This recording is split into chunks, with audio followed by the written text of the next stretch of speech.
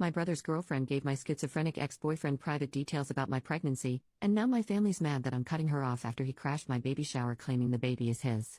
This story needs a lot of background to fully grasp how severe everything is, so buckle in. My ex-boyfriend Jake, 27 male, and I, 27 female, broke up a few years ago. We had been together for over 5 years and were thinking about marriage and buying a house together.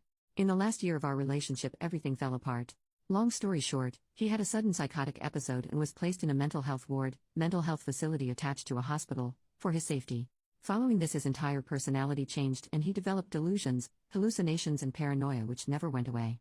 A large part of his paranoia revolved around me controlling people around him and thinking I was trying to make him look crazy. He also constantly accused me of cheating on him and told me many times that he hated me. He was let out of the hospital after some time and I took responsibility for him. This change in him was heartbreaking. He was eventually diagnosed with schizophrenia. I did everything I could to be there for him. I went to all of his mental health appointments and stayed up at night to make sure he didn't leave the house alone. He was prone to wandering out at night when experiencing psychosis. Things became too much for me to handle. He became angry and his paranoia about me made it impossible to help him. He didn't trust me to be close to him, but at the same time he didn't want me to leave his sight as he was convinced I was cheating. When he seemed to be doing a little better mentally, I broke up with him. I waited until I felt he would be okay on his own and helped organize for him to move back in with his parents. I was filled with guilt for that decision, but it was the right choice for me. I was struggling. For months I received no love and was used as an emotional punching bag.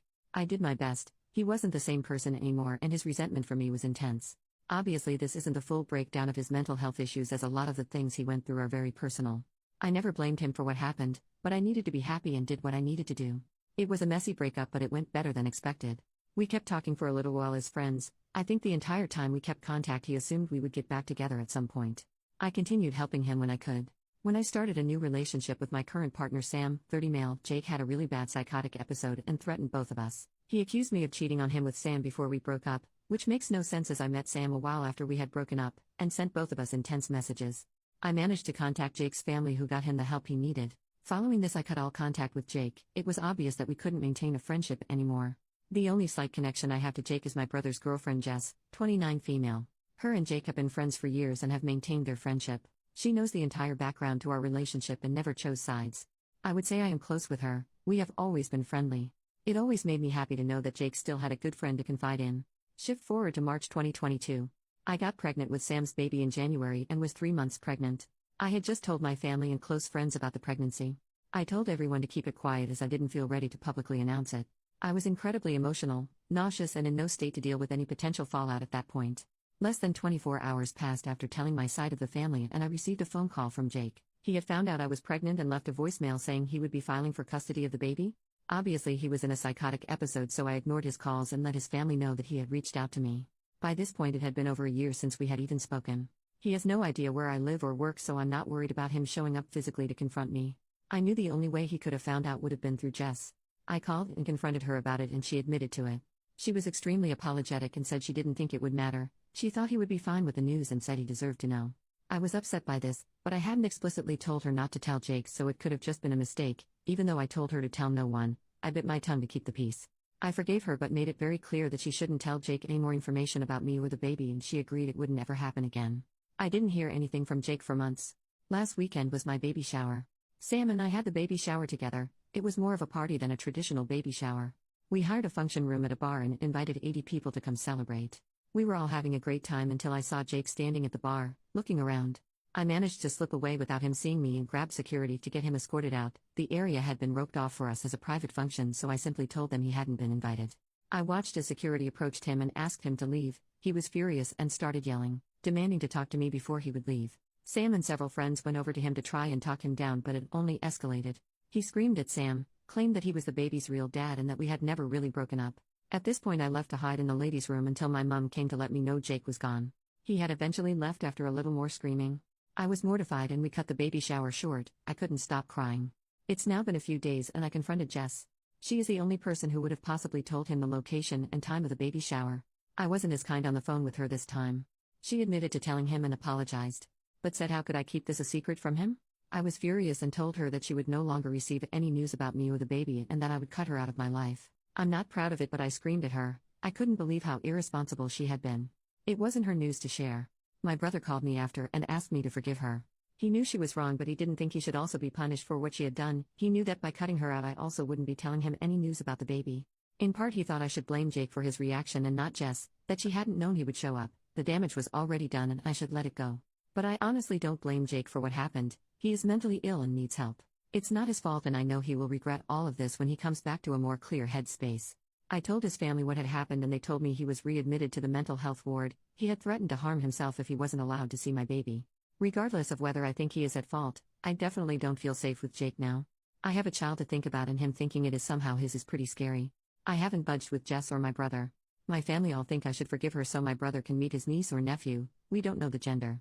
But I just can't trust her. She already broke my trust once and I'm furious. I could have been hurt if Jake had confronted me at the shower. So many things could have gone wrong. I don't know what to do.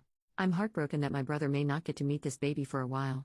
But I'm scared that she could tell Jake information about the baby that could put us in danger. My parents and other family members have all agreed not to tell Jess or my brother any information about the baby upon threat of also being cut out.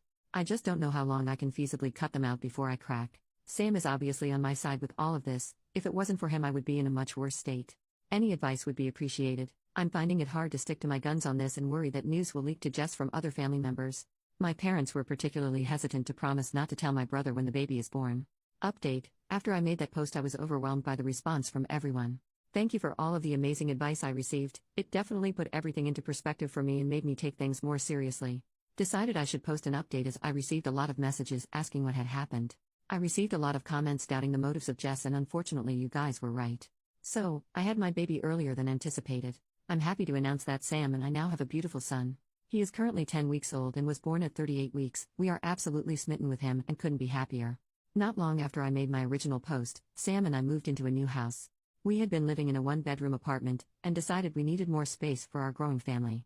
Part of our decision on our house was that it was further away from my brother and Jess. Our apartment had only been a 5-minute drive from them, and I felt uncomfortable knowing that Jake could potentially be visiting, and we could run into him while walking the dog. I also didn't trust that Jess hadn't told him where we lived. Our new house is now a 45-minute drive away from them, and I feel much safer. We didn't tell them the location of our new home. We had been living in our new house for about a month with no issues. I heard from Jake's family that he was on an extended mental health hold at the hospital as his psychotic episode was not subsidizing and he refused to take his medication. I also warned them about his relationship with Jess, and they seemed to take it seriously. They would keep an eye on them and told the hospital that she was not to be allowed visitation with him. My family stopped pestering me to forgive Jess. My mom had a heart-to-heart with me and finally understood why I had to cut my brother out. I didn't hear anything from my brother. Apparently my mom had stepped up and had a conversation with him about the severity of what Jess had done. It broke my heart to push my brother away as we had been so close. But after reading all of your comments, I knew that I had to be responsible and keep my baby safe. Unfortunately, things didn't stay so calm. After a few months, I received a call from Jake. He had finally been released from the hospital and was embarrassed about his behavior at the baby shower. He told me he knew that the baby wasn't his. He cried and asked to speak with Sam. He wanted to personally apologize to him. Sam didn't want to talk to him. I told him I forgave him. I knew it wasn't his fault and that we should move on. I was also very firm with him and told him that under no circumstances would I let him be around me or my baby. If he tried to contact us, I wouldn't hesitate to call the police. He accepted that and our conversation ended. About 2 weeks later, Jake showed up at Sam's workplace, demanding to speak with him. They had a short conversation where Jake broke down in tears and begged to be forgiven.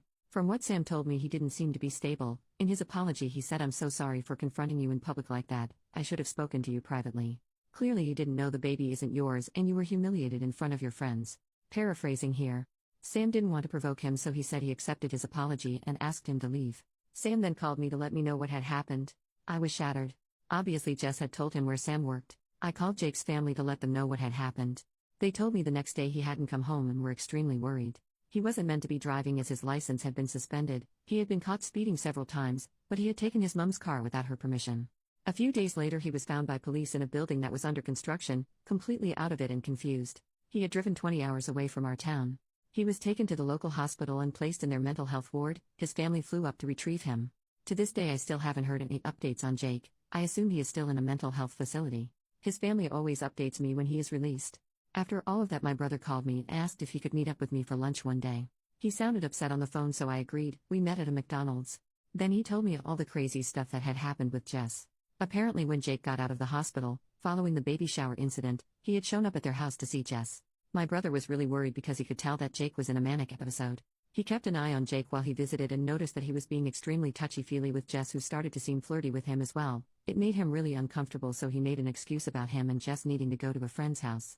When Jake left, him and Jess had a massive fight. He confronted Jess about the flirty behavior and she was extremely defensive. She flat out denied that she had been flirting or that Jake had been touching her at all. My brother decided to drop it.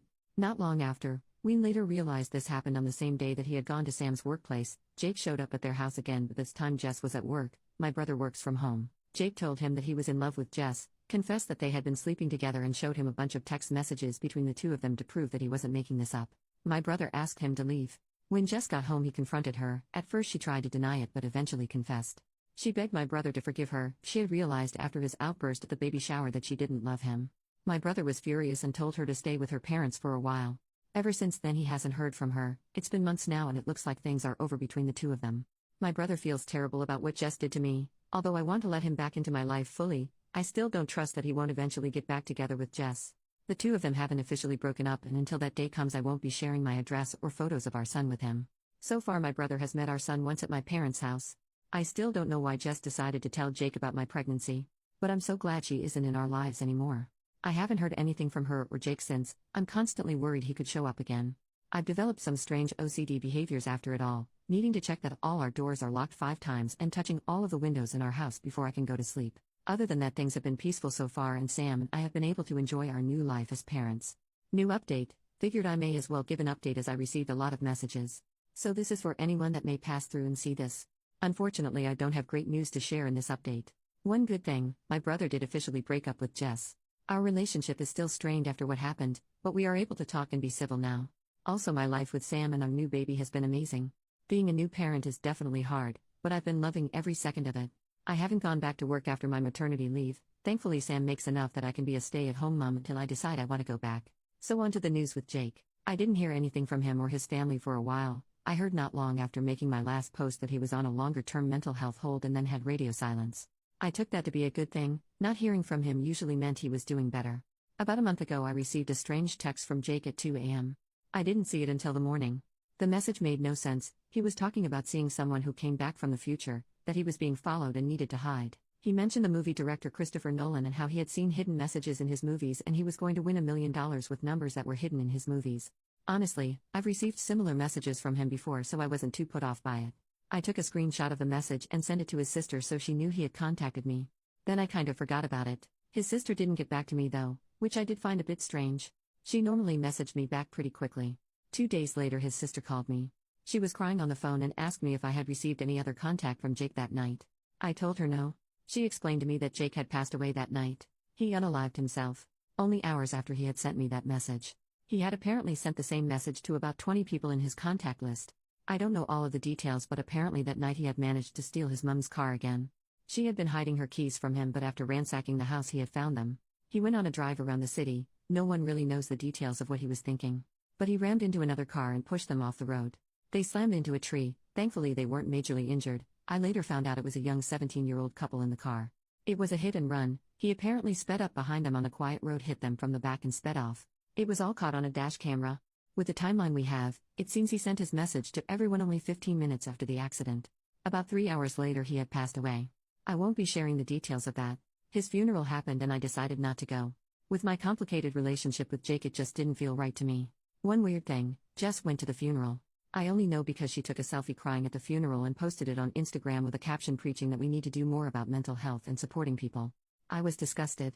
It was incredibly hard to hear what had happened. I'm still processing it all. I feel guilty to admit this, but I also feel a sense of relief that my family doesn't need to be worried anymore. I do miss him though. I think I already grieved him when he changed in our relationship. It's hard to know he is physically gone. I can't even imagine what his family must be feeling. It's difficult for everyone involved. I'm so sad that it came to this. Obviously we all hoped he would make a recovery, that one day his psychosis and mania would just disappear completely. He was a good person, just a person that was impacted by mental health problems. I wish there had been a better outcome to all of this.